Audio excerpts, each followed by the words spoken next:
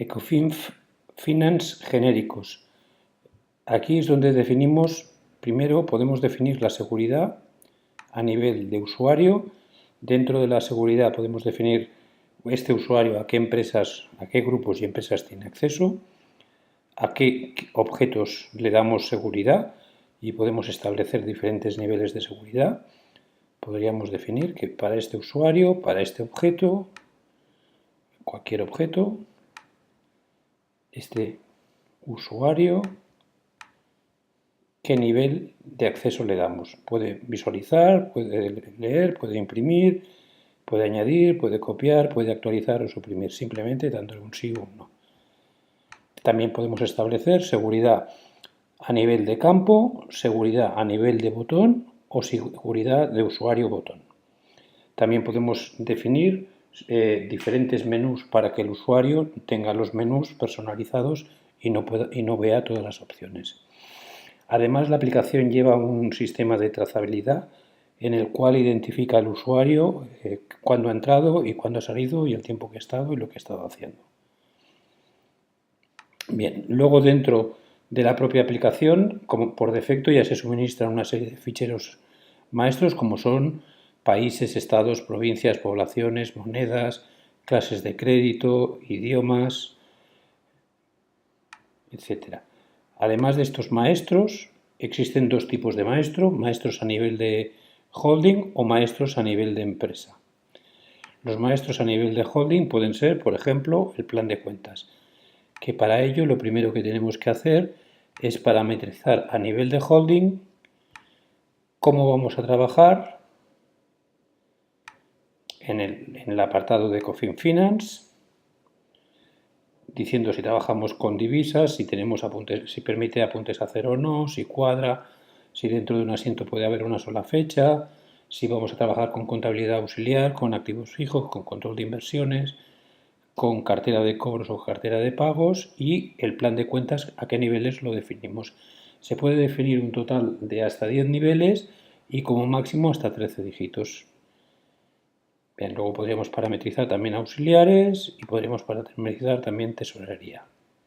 Una vez que hemos definido la estructura que vamos a trabajar del plan de cuentas, podemos entrar al plan de cuentas y definir las diferentes cuentas. En este caso nosotros hemos dicho que tenemos 4 niveles, 1 a 3, 1 a 4, 1 a 5 y otro a 8 y vamos a definir el plan de cuentas. Dentro del plan de cuentas podemos definir si la cuenta tiene un control de auditoría, si no debe, no haber, obligatorio debe, obligatorio haber, etc. Si es una cuenta personal, porque puede estar enlazado con una cuenta de terceros, si el saldo es deudor o acreedor, si vamos a trabajar con saldos medios o no, y si a esta cuenta le cuelgan auxiliares o no le cuelgan auxiliares. Bien, después podemos definir códigos de auxiliares. Los códigos de auxiliares se pueden definir como nosotros definamos, o sea, en este caso hemos definido solo un tipo de auxiliar que es por producto, pero podríamos definir una contabilidad auxiliar por cuentas a cobrar, otra por cuentas a pagar y poder separar, por ejemplo, si nos interesa deudores y acreedores o clientes y proveedores, podríamos separarlo como nos interesara. Al definir una estructura auxiliar, también definimos la longitud del grupo, la longitud del código de auxiliar, los niveles de auxiliar y cuántos dígitos tiene cada uno de los niveles. El máximo de niveles son 15 y el máximo de dígitos son 21. También podemos identificar si este auxiliar se va a trabajar por cartera, se va a trabajar por inmovilizado, si es obligatorio que cuadre con contabilidad, si es obligatorio que introduzcamos para esa cuenta y este tipo de auxiliar una transacción, si es de asignación única, porque esto nos permitiría llevar, por ejemplo, sería otro plan de cuentas aparte del fiscal y del real. Podremos llevar, si va a llevar controles de niveles, si va a acumular o no, cómo vamos a acumular este auxiliar, por importe, por cantidad o por ambos, si es un auxiliar externo que está definido por una fórmula externa y si la validación será externa o no será externa y la fecha de vigencia del auxiliar. Bien, después podríamos definir también tipos de impuesto. La aplicación soporta hasta 9 tipos de impuestos y simplemente se define dando de alta el tipo de impuesto y la denominación del impuesto con las cuentas que están activas y las cuentas de liquidación de cada uno de los impuestos. Bien, después podríamos dar de alta también otros datos, como pueden ser los cambios que hay vigentes para la divisa, las empresas con las que trabajamos, en este caso nuestra empresa, que sería con los datos fiscales, los datos no fiscales, sino los datos de la razón social, los datos de contacto, los datos fiscales, quién es el representante de la empresa, con qué bancos trabaja la empresa y, si trabajamos con recursos humanos, con las diferentes acciones de recursos humanos, los datos básicos de la empresa, los socios, los apoderados, los filiales, si tiene filiales, el organigrama y las secciones. Bien, después podremos definir también, como la estructura del producto está pensada a nivel de holding, que es una base de datos, y dentro de una base de datos pueden haber n empresas, además se puede estructurar que de la n empresas haya n divisiones y n departamentos, y se van asociando a niveles superiores. Se pueden definir los modelos de los impuestos a través de nuestro generador, en el cual simplemente lo que hacemos es definir asociaciones. Podemos también definir cuentas personales y podemos realizar las búsquedas como la deseemos. En este caso vamos a buscar una cuenta personal, vamos a seleccionarla, veremos qué datos podemos tener, datos básicos de la cuenta personal, razón social, domicilio, ampliación, apartado de correos, país, estado, provincia, etc. Vale, si es una cuenta personal que es un CIF o un DNI, o es un NIF intracomunitario, es un pasaporte, es un documento certificado, y si esta cuenta personal va a trabajar con criterio de caja o no va a trabajar con criterio de caja. Direcciones adicionales, podemos tener diferentes tipos de dirección, como pueden ser de agrupación, de cobro, de envío, de factura, de pago, de librado, otros o intracomunitario, y n número de direcciones para cada tipo.